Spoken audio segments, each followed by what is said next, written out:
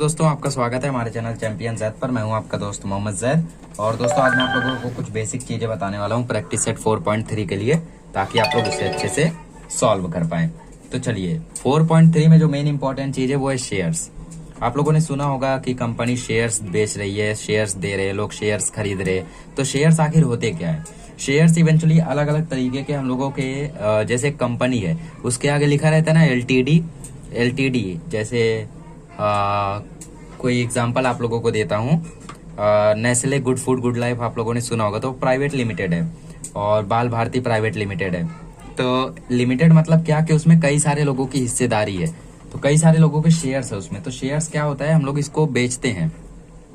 तो शेयर्स का शुरुआत में जो प्राइस रहता है तो उसको हम लोग बोलते हैं फेस वैल्यू।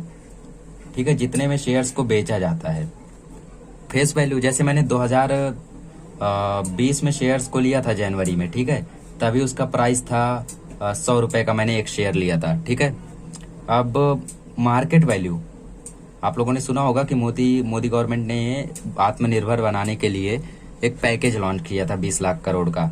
तो 2020 मई में आई थिंक लॉन्च किया था। तो मार्केट वैल्यू, शेयर्स की मार्केट वैल्यू बढ़ी थी, तो समझ लो 150 हो गई। तो मैं क्या करूंगा, जैसे ही 150 हुई तो 100 रुपए में लिया था, समझ लो मैंने 20 शेयर लिया था, तो 20 शेयर मैं बेच दूंगा। तो 20 लिया था मैंने, 2000 का बेच दिया, 3000 का 1000 रुपए का प्रॉफिट हो गया। तो फेस वैल्यू मतलब जितने का लिया था, और मार्केट वैल्यू मतलब जितना उसका चल रहा है। तो अगर मार्केट वैल्यू ज्यादा है, if market value is more than face value, then we will say that share is at premium. तब मैं क्या बोलूंगा कि शेयर जो है वो प्रीमियम पर है। ठीक है, ये पहली कंडीशन। दूसरी कंडीशन, अगर मार्केट वैल्यू फेस वैल्यू से कम हो गई तो मैं बोलूंगा share is at discount. Share is at discount.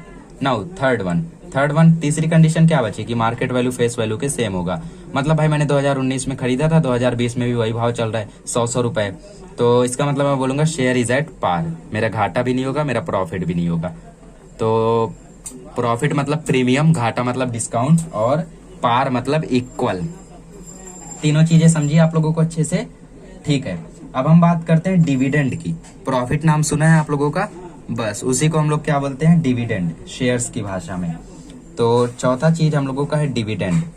और डिविडेंड निकालने का फॉर्मूला है आपका, जैसे आप लोगों को कोई शेयर मिला तो उसपे समझ लो 30% का डिविडेंड किसी ने दिया, मतलब प्रॉफिट दिया उस पे।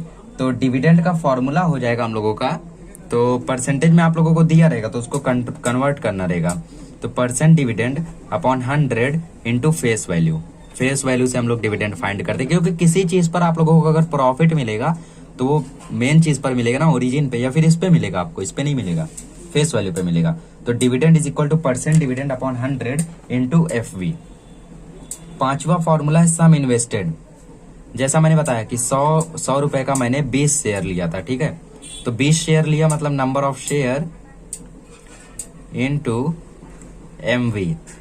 सम कितना मैंने इन्वेस्ट किया वो किस पे डिपेंड रहता है, number of share into MV। ये फॉर्मूला हो गया। ठीक है, क्यों बता रहा हूं मैं फॉर्मूला, क्योंकि हम लोगों को फाइंड करना है rate of return. Rate of return मतलब कि जब मैंने शेयर्स को बेच दिया तो मुझे कितना पैसा रिटर्न हुआ, वो फाइंड करने के लिए प्रॉफिट मुझे चाहिए, मतलब डिविडेंड इनकम अपॉन कितना सम मैंने इन्वेस्ट किया था उस पर मुझे कितना प्रॉफिट मिला। इससे हम लोगों का काम हो जाएगा। बट हमें रेट निकालना है, रेट मतलब परसेंटेज, तो 100 से मल्टीप्लाई कर दो। तो ये 6 फॉर्मूले हैं जो हम लोगों के लिए इंपॉर्टेंट है प्रैक्टिस सेट 4.3 के लिए। फिर से याद दिलाता हूँ, मार्केट वैल्यू मतलब जो वैल्यू चल रहा है, फेस वैल्यू मतलब जितने में खरीदा था। मार्केट वैल्यू ज्यादा है तो शेयर प्रीमियम पे है, फेस वैल्यू ज्यादा है तो शेयर डिस्काउंट पे है, दोनों सेम है तो शेयर पार पे है। डिविडेंड का formula percent dividend upon 100 into face value. Sum invested का फॉर्मूला मतलब कितना सम मैंने इन्वेस्ट किया था, तो कितने शेयर्स लिए थे, फिर कितना MV, वो मल्टीप्लाई कर देंगे। फिर rate of return, rate of return में हम लोगों को प्रॉफिट पता करना रहता है, मतलब प्रॉफिट कितना परसेंट हुआ है, तो प्रॉफिट लिखना पड़ेगा ऊपर, नीचे कितना पैसा लगाया था मल्टीप्लाई बाय 100, तो हम लोगों को मिल जाएगा रेट ऑफ रिटर्न। तो ये 6 फॉर्मूला अच्छे से याद कर लो, प्रैक्टिस सेट 4.3 आप खुद कर जाओगे।